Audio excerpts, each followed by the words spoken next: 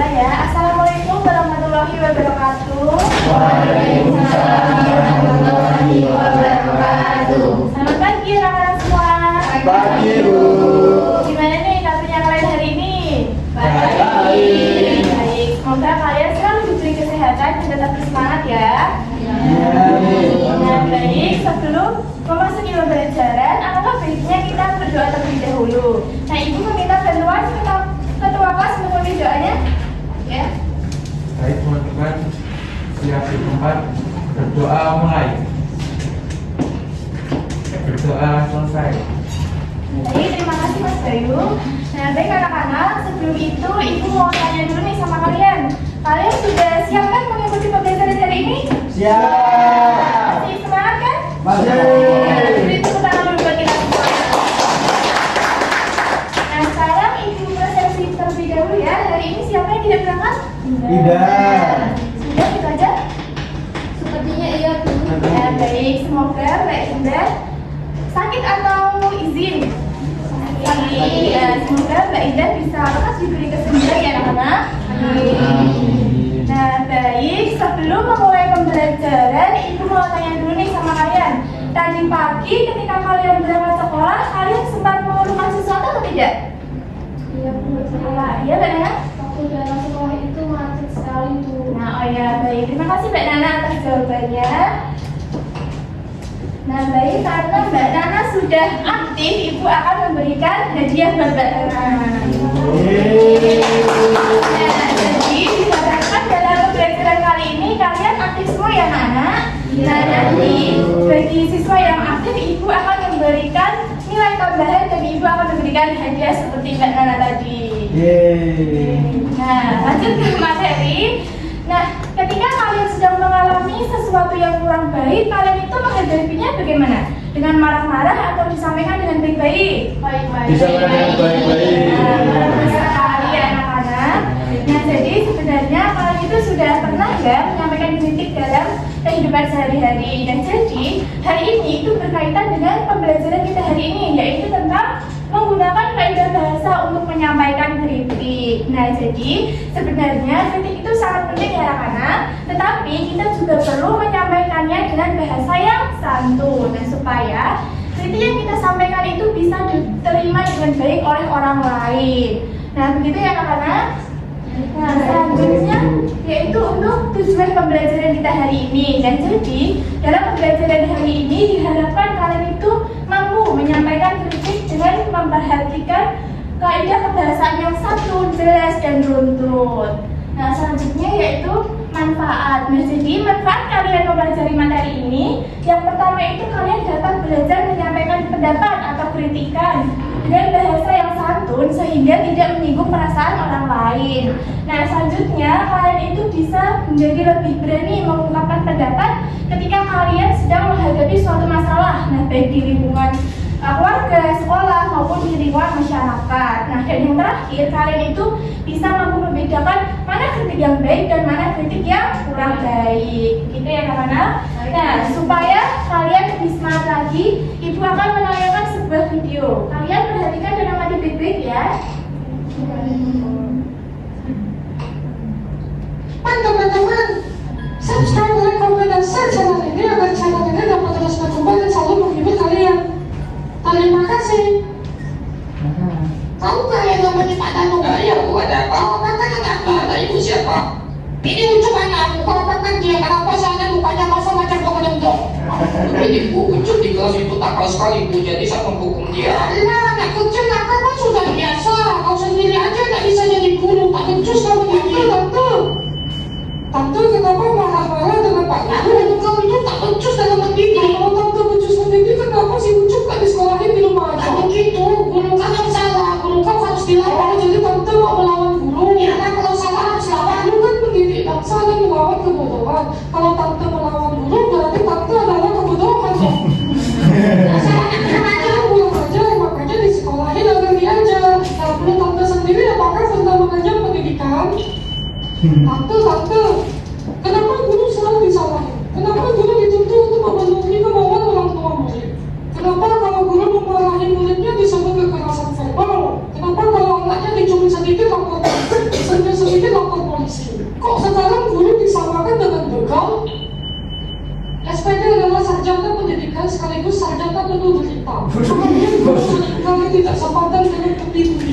Apa hakikatnya bangsa ini menyebut guru sebagai pahlawan tanpa tanda jasa, tetapi kesejahteraan mereka penuh tantangan.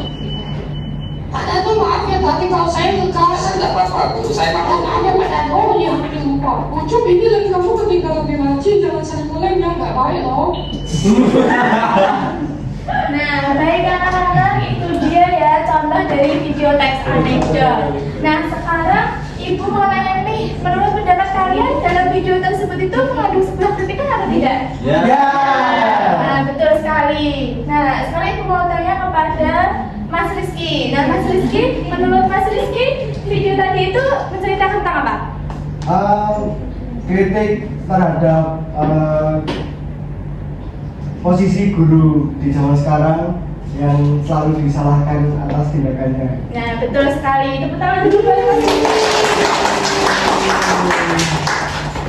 Nah, baik anak-anak, untuk lebih lanjut lagi kita akan membahas terkait materi, yaitu tentang ciri kebahasaan dalam menyampaikan kritik. Nah, secara umum, ciri kebahasaan dalam menyampaikan kritik itu terbagi menjadi 3 ya anak-anak. Nah, yang pertama itu ada pertanyaan retoris, yang kedua itu ada maca sindiran, dan yang ketiga itu ada kata kerja material. Nah, kita masuk ke yang pertama dulu.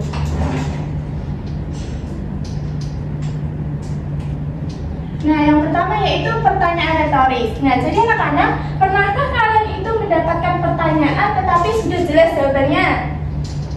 Nah, itu dia yang dinamakan dengan pertanyaan retoris. Nah, jadi pertanyaan retoris itu merupakan pertanyaan yang tidak memerlukan jawaban atau jawabannya itu sudah jelas, sehingga itu bisa dijawab oleh si penanya itu sendiri. Nah, untuk contohnya itu seperti pertanyaan siapa yang tidak ingin bahagia? Nah, pastinya kalimat ini sudah jelas ya anak-anak jawabannya, karena semua orang itu pastinya ingin bahagia.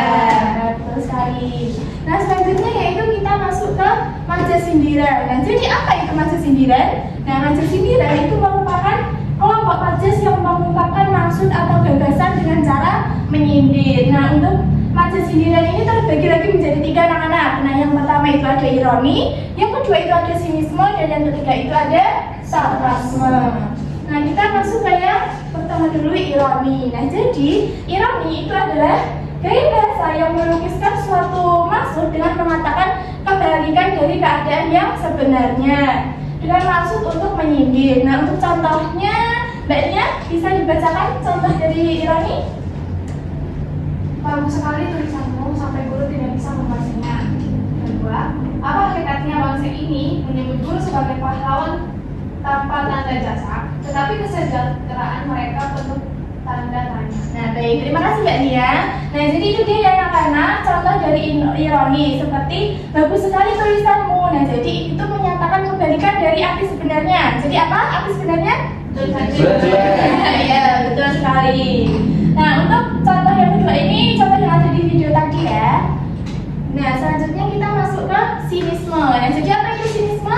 Sinisme itu merupakan gaya bahasa berupa ejekan atau sindiran menggunakan kata-kata kasar yang disampaikan secara langsung dengan setulus hati. Nah, untuk contohnya itu Mbak Nana bisa dibacakan contoh dari sinisme? SPP adalah sarjana pendidikan sekaligus sarjana penuh pendidikan. Nah, betul sekali. Ini merupakan contoh dari sinisme ya, karena kalimat ini itu tuh menyindir atau berupa ejekan yang disampaikan secara langsung dengan sepenuh hati. Nah, selanjutnya kita masuk ke sarkasme. Nah, jadi sarkasme itu merupakan sindiran paling menyakitkan atau paling kasar, karena di dalam sarkasme ini itu biasanya terdapat kata-kata kasar. Nah, untuk contohnya Mas Kisya bisa dibacakan contoh sarkasme? Satu. Dasar anak-anak kurang ajar. Dasar bodoh. Pekerjaan sederhana ini saja tidak bisa. Otak udang, mikir sedikit, Nah, baik. Terima kasih Mas Kisya. Nah, baik, itu dia ya anak-anak contoh dari sarkasme. Nah, tetapi perlu diingat lagi ya anak-anak bahwasanya ketika kita menyampaikan sebuah kritik, kita itu harus menghindari masa sarkasme karena di dalamnya itu mengandung kata-kata kasar. Nah, jadi supaya kritikan kita itu bisa diterima oleh orang lain, kita itu harus menggunakan kata-kata atau bahasa yang santun ya anak-anak.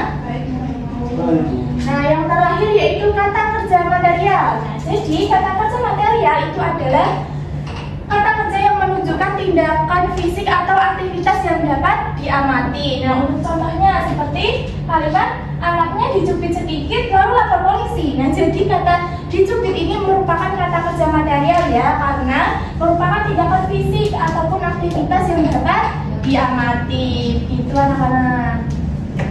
Nah, itu dia materi kita terkait ciri kebahasaan dalam menyampaikan kritik. Sampai sini ada yang ingin tanyakan?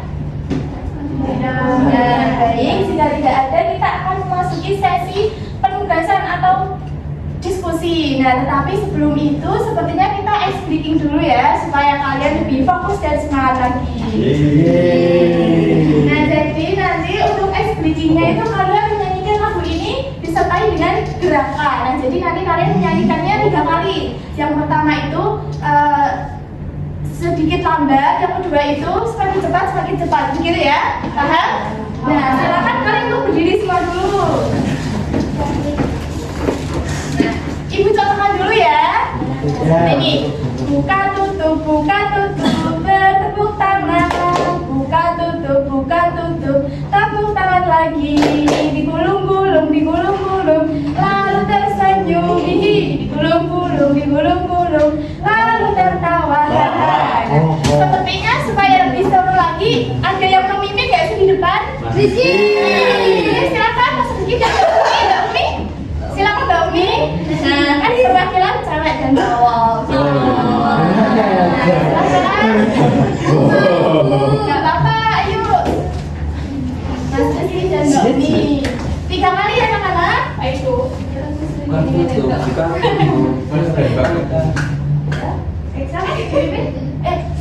Ayo Bu ya. 1, 2, 3. Buka tutup, bertepuk tangan.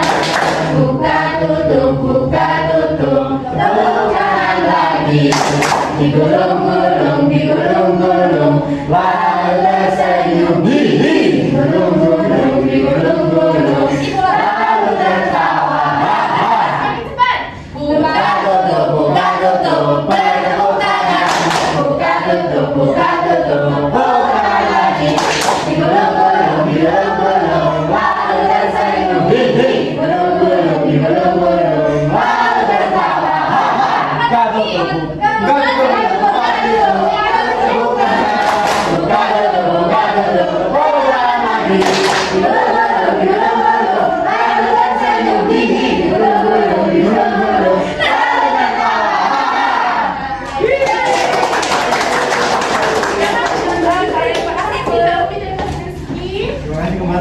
Kamu mau maju lagi? Nah, baik anak-anak, kalian sudah fokus ya, sudah fokus lagi ya. Nah, sekarang saatnya kita penugasan. Dan jadi nanti ibu akan membagi kalian menjadi kelompok kecil yang terdiri dari 3 sampai 4 orang. Nah, nanti kelompoknya bisa hadap-hadapan depan belakang saja ya. Nah, setelah itu nanti kalian akan berdiskusi mengerjakan LKPD yang nanti ibu berikan kepada kalian. Nah, setelah itu kalian akan mempresentasikannya di depan kelas. Begitu anak-anak, apakah bisa dipahami? Bisa. Nah, baik. Sekarang ibu bagi dulu ya LKPD-nya. Oh iya, untuk waktu pengerjaannya ibu memberikan waktu selama 20 menit. Apakah cukup? Cukup.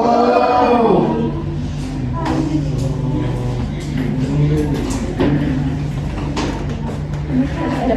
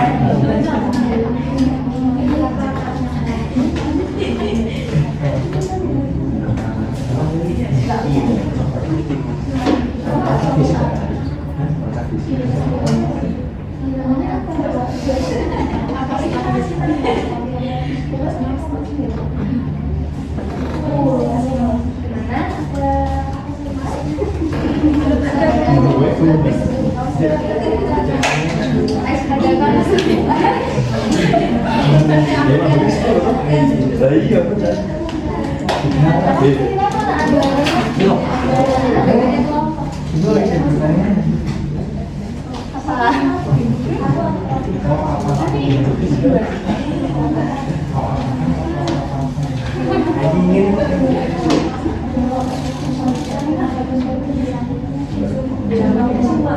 Apa?